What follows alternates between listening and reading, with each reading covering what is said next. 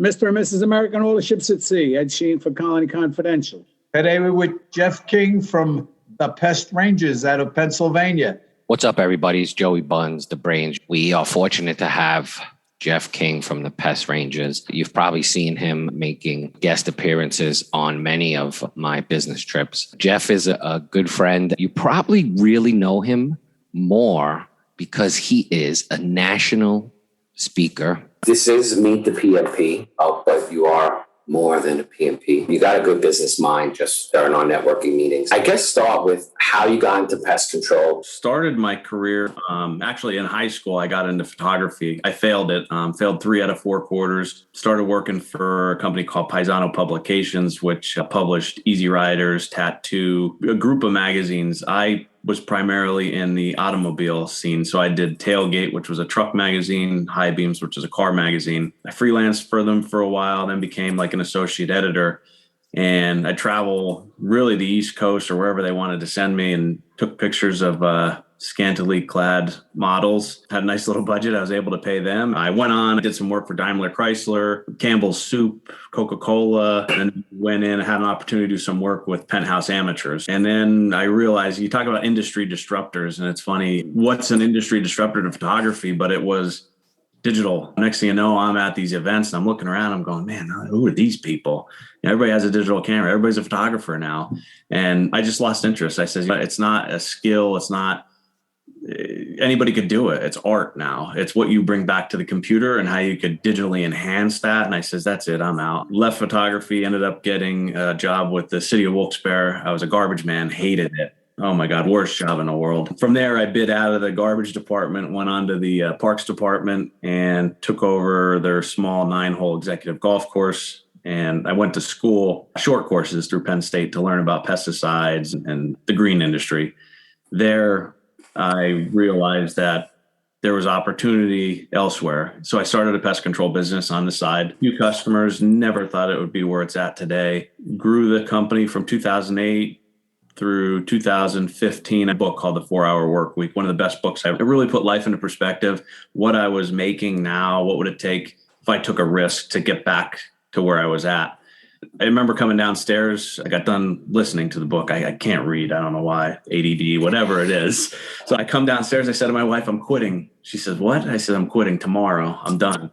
And I was 6 months, 7 months shy of a pension, of a government pension. Walked away from it all. Best decision I made in my life. Do you grew up in Wilkes-Barre, Pennsylvania? I did. Yep. Born and raised. So, Jeff, you started the business in residential, commercial, a bit of both. What's your ratio today? So started in residential. If it was anything commercial, it was light commercial. Because I was working 2 jobs. I worked 7 to 3:30, 6 to 2, whatever it was. When I left the city of Wilkes-Barre, it opened the door for me. I could devote all my time now. And we got into commercial. Now you ask like the split, residential, commercial split by revenue or by accounts. I ask everybody that question and they say, what's your split? And I say, what are you going by? Oh, and I get the same response because most people think revenue, some go by accounts. If you go by accounts, we have more residential accounts. Commercial, we have a few larger clients that could bump that revenue up. So it could go both ways. Me, I look at it probably 50-50. Guys are looking for information. They'd say, well, how many stops do you guys do in a day? I said, well, they could do 1 stop. And whoa, how do you make any money with that? Yeah. I says, I should include them in on that. That's what I read days. It's just 1 stop could be worth a lot of money, obviously it was, and you could do maybe 15 on a good day if you're doing houses, which is a tight route.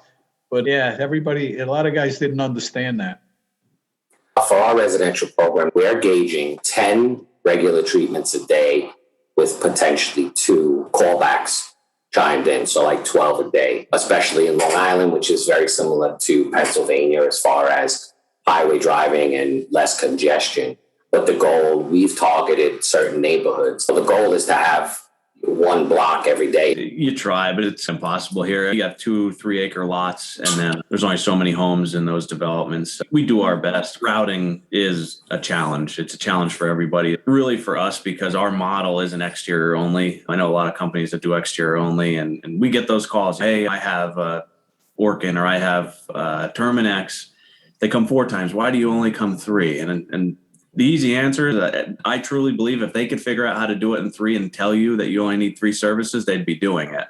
But their model has been that way forever. How do they tell you I'm going to charge the same amount and only come 3 times? That's my answer. My father used this analogy 30 years ago. We're speedboats, and those companies are the Titanic. And for us to pivot or turn is easy. And for them, by the time they've made the turn, there's usually something new happening. Oh, definitely. Definitely. So certainly for all of us small operators out there, that's a huge advantage for us. Is you're not just paying for the physical service or that data service. You're paying for the peace of mind because you're only getting 3 definite services, but you're warranted all year long. So if a problem arises and it falls within your scope of the package you bought, then we come out within 24 hours, depending on what's going on. So I really think that's the selling point. Thank God Orkin is too stupid to see that. We've really, and I truly believe in it. In our area, our biggest competitor would be Rent-A-Kill Ehrlich. They really are, I'll say they're a great company. Yeah, don't forget, Ehrlich started in Reading, Pennsylvania. So they were local. People think that Mr. Ehrlich lives in Wilkes-Barre, Pennsylvania because he had an office here. And it's not Mr. Ehrlich. We know that. But they are a family name. If you ever get to see the owners speak, they'll tell you their story. They really built an awesome brand. They took care of their employees. Obviously, things change with the big corporate world. But I look up to it. I want to be like that. And I think they developed a good residential program because you got to know your technician. The technician got to know your kids and your dogs. So there was a relationship there, not necessarily with Ehrlich, but it was with the technician. So it's very easy to fire the company. It's just a company, but it's hard to fire Ted or it's hard to fire Rich. Like they get to know that person. So we had an acquisition in Hazleton, Pennsylvania, exterior only 3 times a year, 1 service on the interior. The people don't know us. They have no idea. We don't get referrals there. We could track it. But I could tell you now, when we get into these people's homes and we talk to them, next thing you know, we're doing 10 family members. So organic growth has been huge for us. I could tell you right now, 2008 started the Pest Rangers. 2009, I got into the phone book. And after that year, I was like, man, I can't do this. This is a lot of money I'm spending every month. Like I can't even pinpoint. And you want to have the biggest ad. Well, people think different ways. The biggest ad means they're the most expensive company or whatever it is. People weren't even using the phone book. I'm a millennial. I said, it's too expensive. I'm going to go buy 2 brand new trucks and I'm going to logo them up. I'm going to get more out of it. Oh, you can't. I was like, dude, your job is irrelevant. You're done. You're done. You're not going to be there long. So that year, the phone book went from an 8x11 and it cut it in half. Now the elderly people that are looking at it can't read it. So the phone book's out the door. All my competitors are paying for it. I'm still not in the white pages, yellow pages, blue, whatever.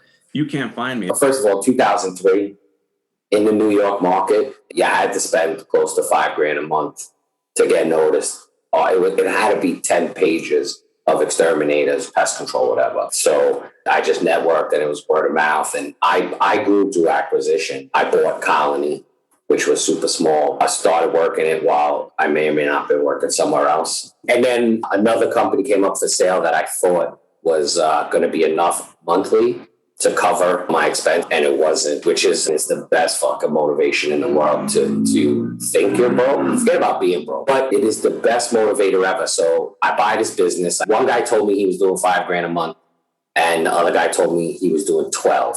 The $5,000 a month was barely doing 2,500, and the 12 was doing about 8. So it just made me go nuts, literally. We had 3 acquisitions. One in 2014. It was a good acquisition. That was our Hazleton branch. The worst part about it was the attorneys. Yeah, this is going to cost you $10,000. Then you get the bill, 19 for a $40,000 route. I'm like, come on, this is crazy. So I learned my lesson with attorneys. The second one was in 2015. I did that deal on a napkin at a restaurant. And another acquisition in 2019. So luckily, the 3 that we've had were good. So both my parents came from Ireland.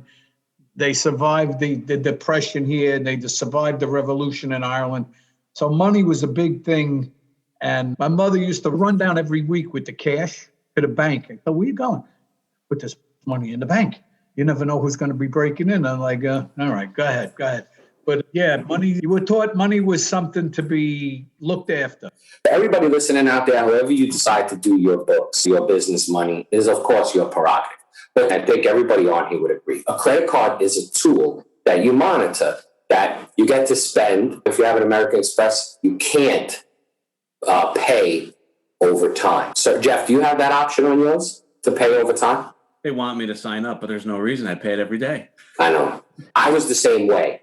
And then I turned it on. I turned on the pay over time option, which is with the American Express that we have, any purchase over $250, you can then pay over time. But I used that when we took on a rather large account. We had to hire 5 people, and I used the credit card to buy as much stuff as possible because I had that 45-day of not having to pay it. Anyway, the point of the American Express or any credit card is to use it, track it, and then when it's due, pay it in full when it's due. Simple. QuickBooks. And the reason I do it is my cash flow, what's in the bank today is there today. It's spot on. I'd rather pay $1,000 a day in a credit card than $30,000 at the end of the month. My biggest fear is ever making an interest payment. It's my money. Do you keep a track of your stocks on your phone? Yep. After January, I stopped checking it 2 or 3 times a day. I tell you, I did well with this letter I get. It's called a Vanguard Independent Advisor.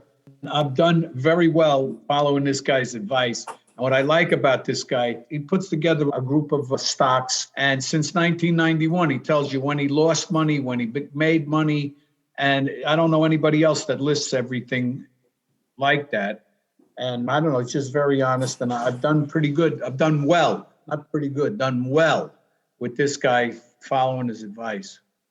I think that the stock market became discouraging to me with the GameStop and AME and all this, like the games that are being played out there. It's a risk. There's a lot of people that lost a lot of money. We touched on this briefly. The majority of the people in the market, especially during this time, are not even close to savvy, don't really understand anything, wouldn't even be able to have a conversation about why things increase in value. They're reading a blip on social media. I have a guy that worked for me that bought it at 0.004.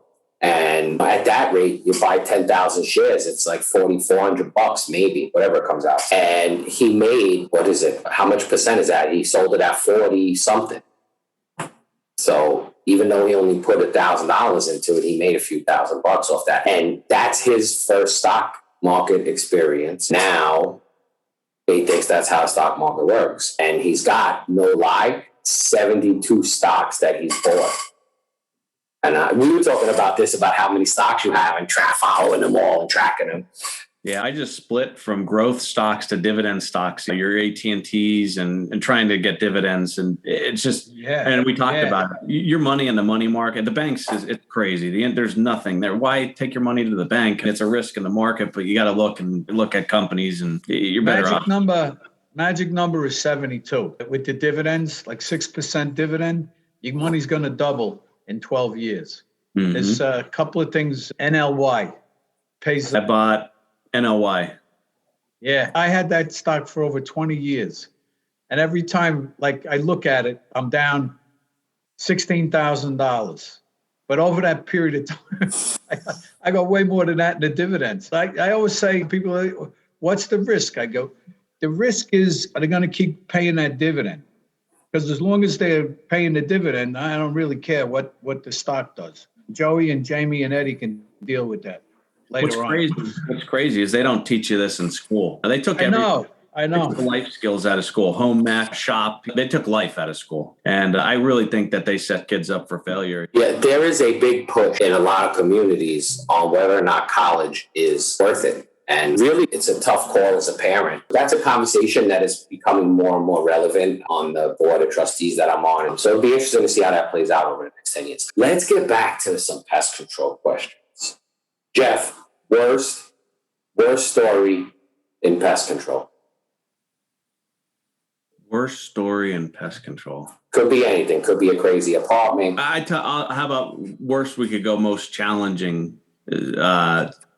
So We took over a fairly large public housing account. We stepped in, looked at some programs, spoke with them, identified some issues that were going on. And 2 weeks later, the authority was served with a subpoena federal court for a class action lawsuit on bed bugs.